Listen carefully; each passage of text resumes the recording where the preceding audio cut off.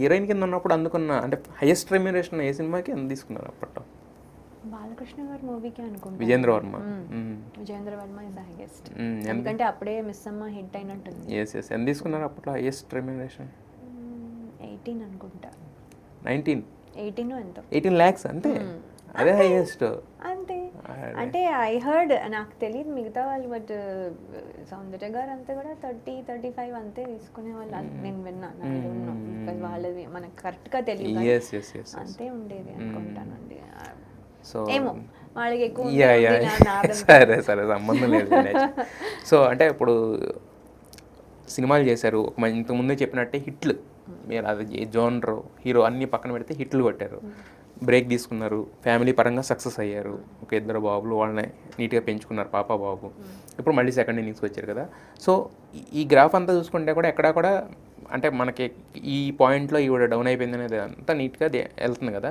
So but ఒక goal అనేది ఉంటుంది, ఎండ్ గోల్ అనేది లైఫ్కి. సో ఆ గోల్ అంటే మీకు లయ గారికి ఏం చెప్తారు ఆ గోల్ అంటే?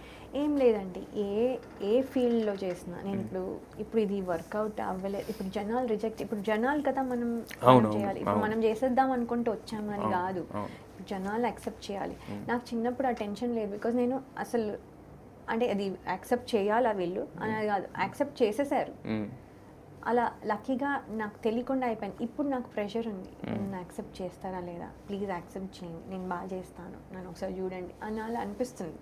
ఇదివరకు నేను ఎప్పుడు అలా అడగాలని కానీ అలా చేయాలి కాదు, వాళ్ళే కదా మనం చేస్తారని కానీ అది తెలుసుకోవడానికి చాలా రోజులు పట్టింది. దాని వాల్యూ కానీ అది అంత ఈజీగా గివ్ అప్ చేసేసానంటే కూడా మీరు చూడండి, దాని వాల్యూ కూడా ఎక్కడో తెలియలేదు.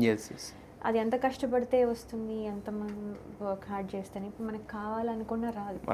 సో మనం ఇప్పుడు నా చేతిలో లేదు, ఇప్పుడు జనాలు ఏం చెప్తే అది. సో వాళ్ళు ఉండమంటే ఉంటాను, లేకపోతే లేదు. సో వాళ్ళు ఒకవేళ ఉంటే నేను లాంగ్ టర్మ్గా ఫిల్మ్స్ చేస్తూ I want to be managing both personal life and career. అది నేను చేయగలను, నేను ఫీల్ అవుతున్నాను. ఎవరికి ఏది చేయకుండా, ఏది నెగ్లెక్ట్ చేయకుండా నేను చేయగలను అని నాకు ఫీలింగ్ ఉంది. అది నేను చేయగలను అని అనుకుంటున్నాను. ఒకవేళ ఇది వర్కౌట్ అవ్వకపోతే మళ్ళీ ఐటీకి వెళ్ళి వర్కౌట్ అవ్వకపోవడం ఏమి ఉండదులేండి. ఎందుకంటే ఇన్ని సినిమాల్లో మీరు యాక్షన్ ఇంతకుముందు మీరు చెప్పినట్టే ఏ ఒక్క సక్సెస్ కానీ ఫెయిల్యూర్ కానీ ఒకళ్ళ కారణం ఉండదు. లయ గారు ఎలాంటి యాక్ట్రెస్ అనేది మళ్ళీ కొత్తగా ప్రూవ్ చేయక్కర్లేదు, ఆల్రెడీ చేసేసారు. ఏదో ఒక సినిమా 2 సినిమాలు చేసి వెళ్ళిపోలేదు కదా, కొన్ని సినిమాలు చూశారు, హిట్స్ చూశారు, బ్లాక్ బస్టర్స్ చూసింది మీరు. సో వచ్చారు కాబట్టి ఒక సినిమా కాకపోతే ఇంకొక సినిమా అయినా అది ఎప్పుడు కూడా ఖచ్చితంగా వస్తూనే ఉంటుంది. నేను అంటే ఇదివరకు అవార్డ్స్ వచ్చాయి కాబట్టి నాకు స్లేట్ క్లీన్గా ఉందండి. ఇప్పుడు నా మళ్ళీ జీరో లాగానే స్టార్ట్ చేస్తున్నాను. ఇప్పుడు నేను మళ్ళీ నా ఫస్ట్ మూవీ లాగే ఫీల్ అవుతున్నాను. నేను అనేది అదేనండి, ఇప్పుడు మీరు చెప్తున్న ఈ లక్షణాలు అన్నీ కూడా ఏంటంటే, ఇప్పుడు ఇంతకుముందు మీరు ఏదైతే బాలకృష్ణ గారి గురించి చెప్పారు, పెద్ద పెద్ద వాళ్ళ నుంచి అది నేర్చుకున్నారు కాబట్టి మీరు అదే ఫీల్ అవుతున్నారు యాక్చువల్గా.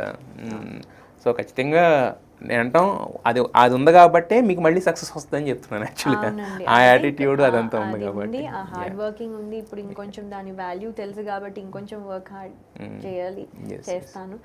సో విల్ సీ, అది దేవుడు ఇంకా